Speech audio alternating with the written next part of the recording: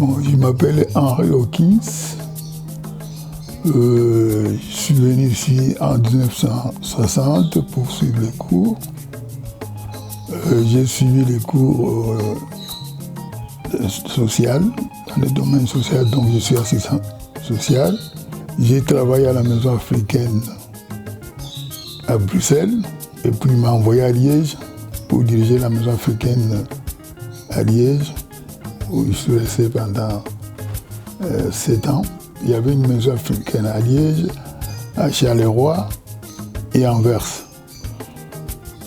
Comme c'était la Belgique qui donnait des subsides pour l'entretien de maisons, la Belgique a retiré ces subsides et on a fermé toutes les maisons africaines. Il reste celle de Bruxelles. Pourquoi? Parce que celle de Bruxelles a été achetée par Mobutu et Houphouët-Boigny, le chef d'État ivoirien, qui est mort aussi. Donc, il reste cette maison africaine à Bruxelles. J'ai commencé à galérer ici, et puis après, j'ai travaillé même comme ouvrier dans les grands magasins, porter des caisses, des bières, des eaux, tout ça. Quand je suis arrivé ici, j'étais dans une famille de Belges. La famille qui a connu mes parents depuis le Congo. Je suis venu avec eux ici. Et ils avaient un membre de leur famille qui avait une industrie d'alimentation et surgelée. Ça s'est trouvé à Gosselies, c'est du côté de Charleroi. Celui-là m'a engagé. Il me dit, voilà, tu peux venir travailler. Bon, je travaillais avec les ouvriers, et puis je devais faire des recherches pour trouver des clients. J'étais touche à tout, quoi. Et puis un jour, il me dit, voilà, il m'écrit une lettre.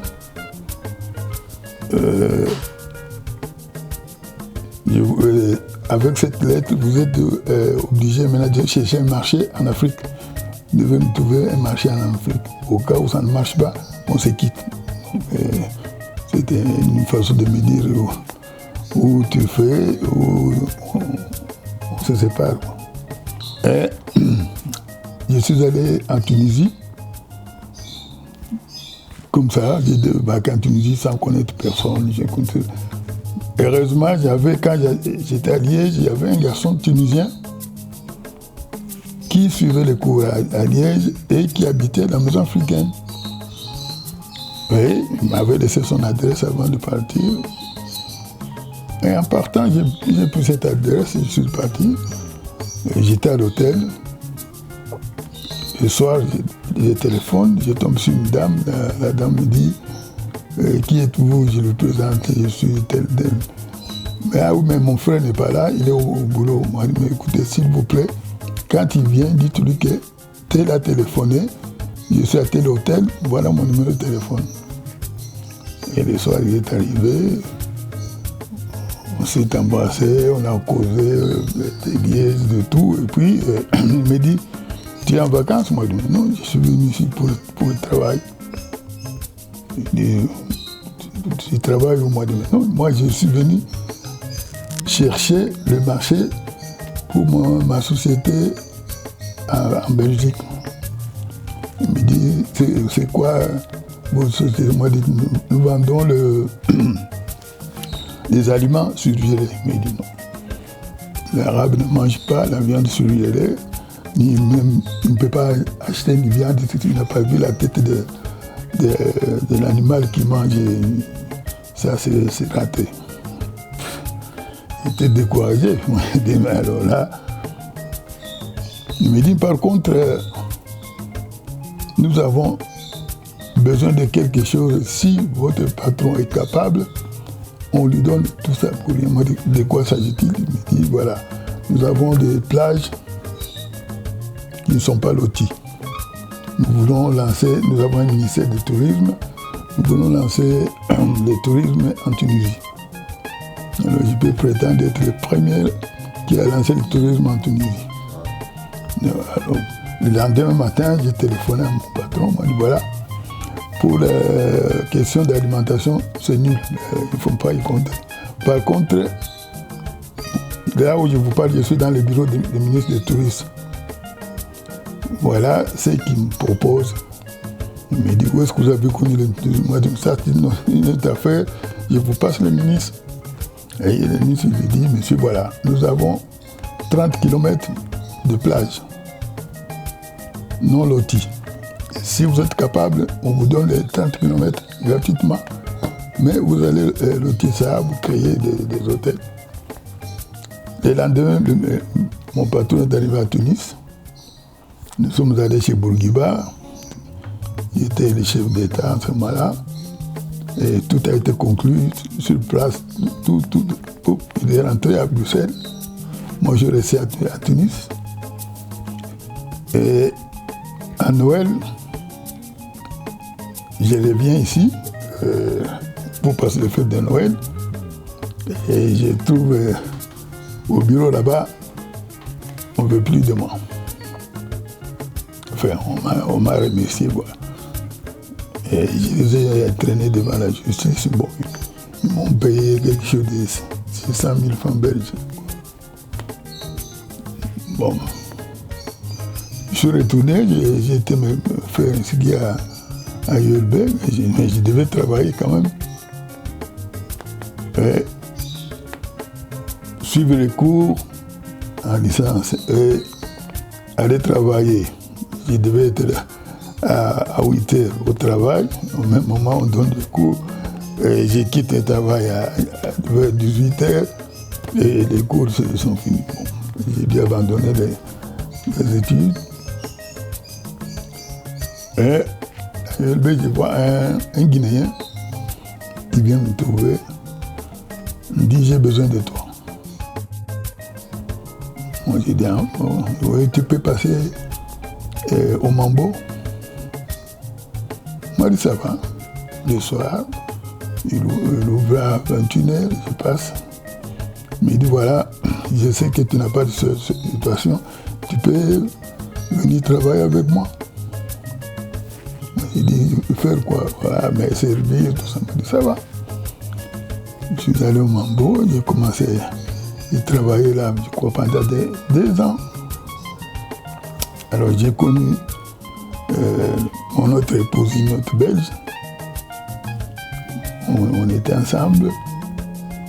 Un jour, il s'appelait Conté, mon patron, là, le patron de Mambo. Il vient me dire, voilà, je suis fatigué, je voudrais rentrer en Guinée, mais je voudrais que tu prennes le Mambo. Moi, je dis, mais moi, je n'ai pas un rond, comment voulez-vous que je prenne le Mambo? Il dit, non, tu es un homme, réfléchis bien.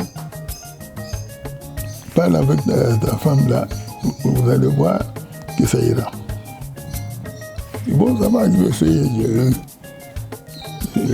Le soir, après quand j'ai fini de travailler, je monte. Parce qu'il m'avait donné une chambre là où moi j'habitais. J'avais toujours, mon adresse était toujours à Liège. Alors je dormais là. Quand je suis monté, c'était le matin, ce n'était même pas le soir parce qu'on fermait parfois à 8h, 9h du matin. Je monte, je lui explique, il me dit, écoute, je m'en vais au travail, quand je serai de retour, d'aller travailler. Et le soir, je lui explique, moi, voilà, Conté m'a proposé ça, ça, ça. Maintenant, elle était aussi en préavis, elle devait quitter, tu vas quitter ton boulot. Moi, je n'ai que ça comme boulot, alors si on devenait les patrons. Mais il dit, mais avec comment on va faire? Moi, je dis, écoute, moi j'ai 100 000 francs qui sont dans un compte. C'était pour mes études. Bon, je suis obligé de travailler, les études, j'abandonne. Et il me dit, moi j'ai 300 000 à la caisse d'épargne. À ce moment-là, la caisse d'épargne, je ne sais pas si ça existe encore. Mais je dois d'abord retrouver mes parents, discuter avec mes parents. Elle est allée trouver ses parents, se trouvent en Flandre. Il est allé discuter avec ses parents. Alors son père lui dit, écoute, au lieu que tu prennes ton argent à la caisse d'épargne, tu vas perdre des intérêts et tout. Moi, je te donne 300 000. Vous risquez cet argent, tu dois savoir que c'est une part sur ton héritage.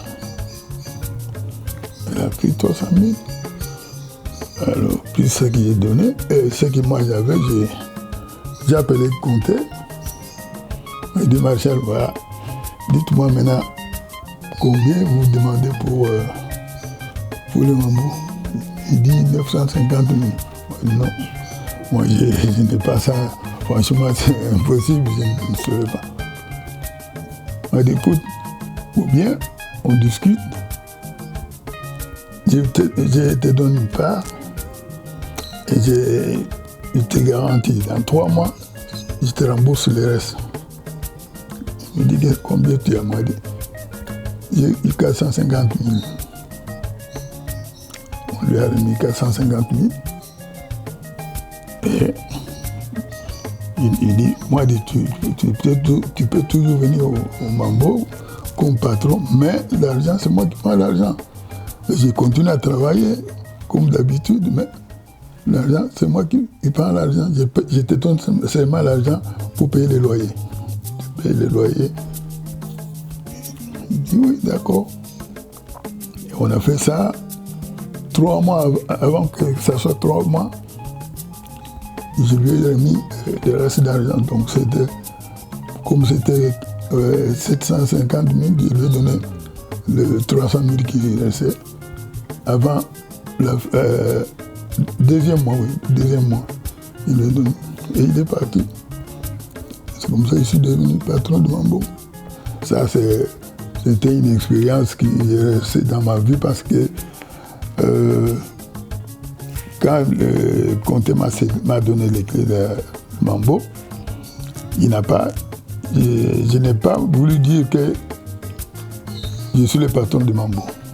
Comme je vous disais tout à l'heure, j'ai continué à travailler, comté venait, il causait avec des gens, on travaillait jusqu'au moment où j'ai donné les 300 000 francs qui restaient.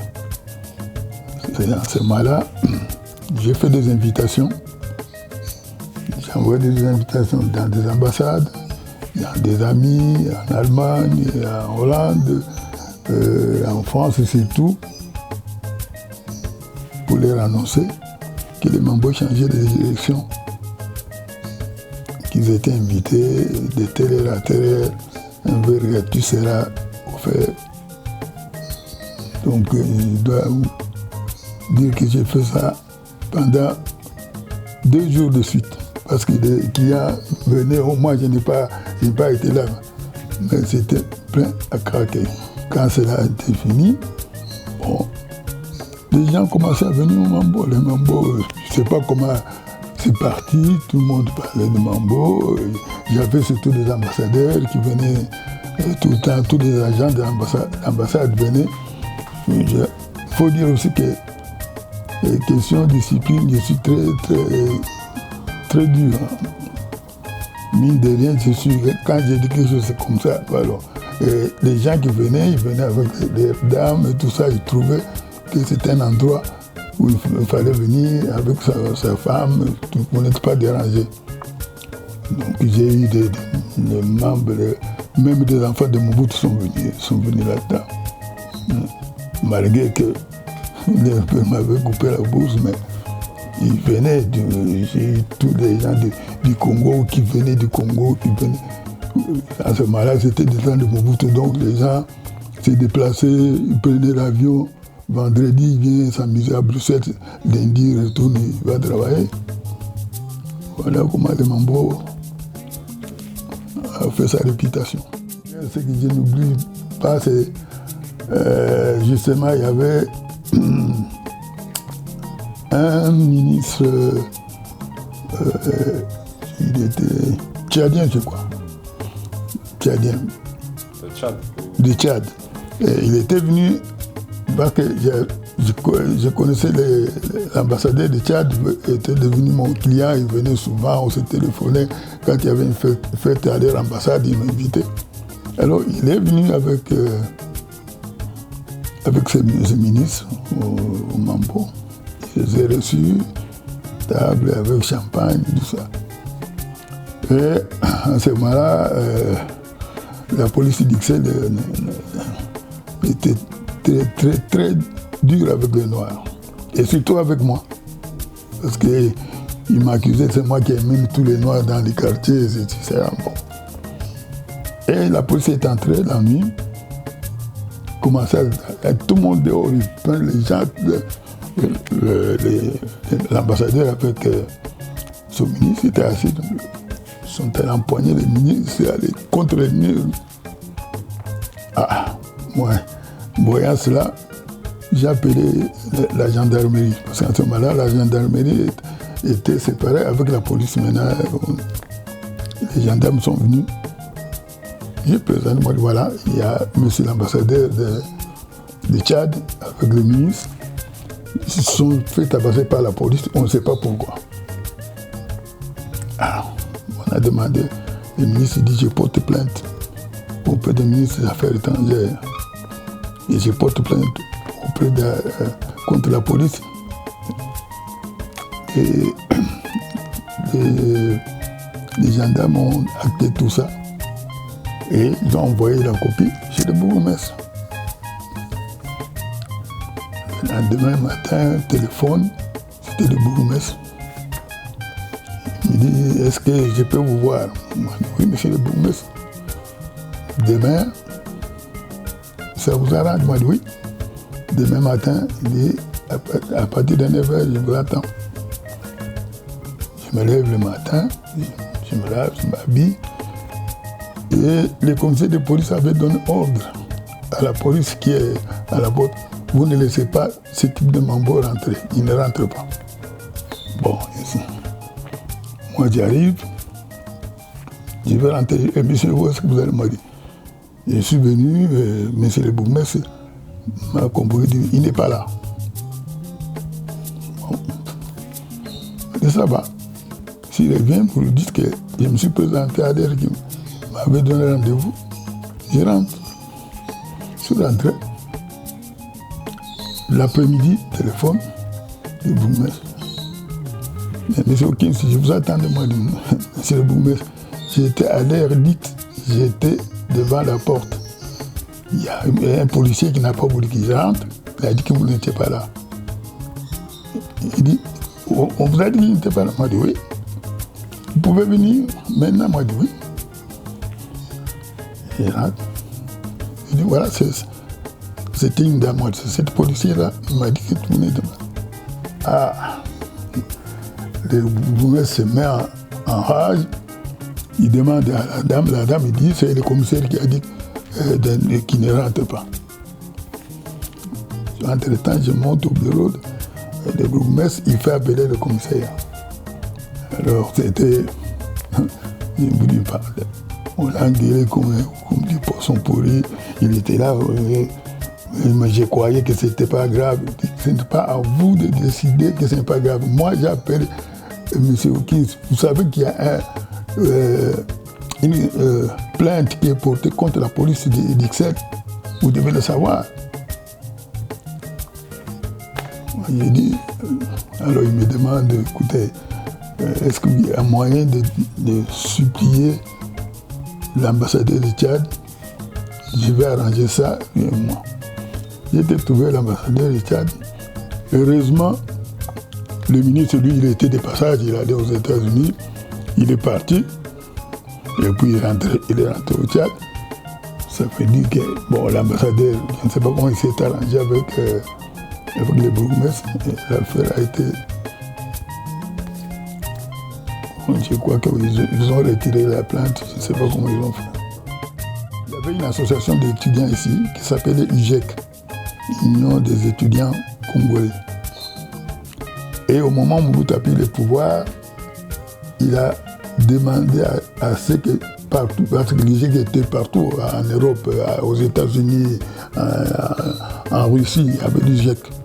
Donc, au moment où Mobutu a pris le pouvoir, il dissout, il demande à ce que l'IGEC soit dissous et il crée un autre mouvement sévère qui dépendait de MPR, donc son parti politique.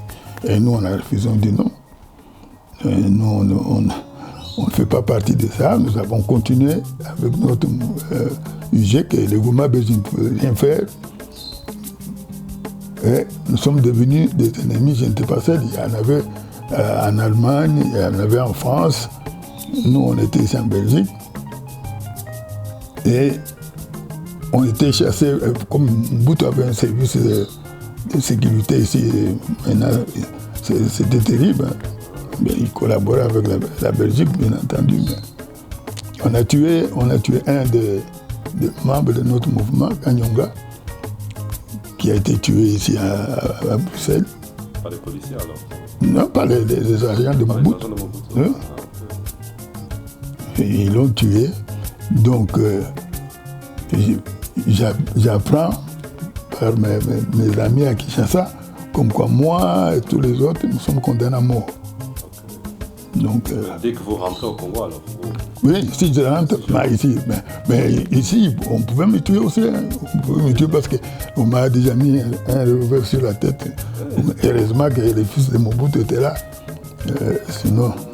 Donc en fait, le fils de Mobutu t'a aidé en Si, parce que je m'attendais bien, il savait très bien que bon, notre mouvement n'était pas on s'opposait à ce que nous puissions dépendre d'un régime. Nous, notre mouvement, c'était un mouvement des étudiants. Ce n'était pas un mouvement pour politique. Bon, lui, il le savait. Bon. Mais, et puis, il connaissait tous les agents qui étaient soi-disant étudiants, mais qui étaient des agents de Mobutu. Il connaissait. Ah, donc toute l'histoire là, c'était une rumeur, parce que je dis, on racontait que tu avais dansé avec la copine de... Oui, c'est comme ça que ça a commencé. Parce que la copine de Jean-Paul, et c'était son anniversaire. Elle est venue au Mambo. Bon, il y avait, comme d'habitude, une table avec nappe blanche, champagne, tout ça, parce qu'elle avait prévu. Lui-même, Jean-Paul, m'avait téléphoné pour me demander, écoute,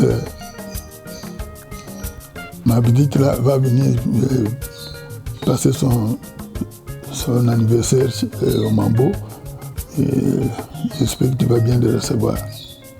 Elle est venue, mais avec des gardes de corps, des cadets malabars qui mesuraient, moi je suis petit. Et elle était assise, tout le monde, toute personne. Alors comme le conseiller m'appelle, il dit viens t'asseoir à côté de moi, je m'ennuie ici. Je m'assois, on cause, et puis on met les disques, il me demande, tu me fais danser. Bon, pendant qu'on dansait, j'entends quelqu'un qui me met un revolver là, il dit, tu ne touches pas maman. Je tourne. La petite se tourne, le gifle, il dit, demain tu vas rentrer au Congo. On l'a renvoyé au Congo. Nio l'a envoyé. Nio, c'est Jean-Paul, le fils aîné de Mobutu. Il a fait renvoyer au Congo.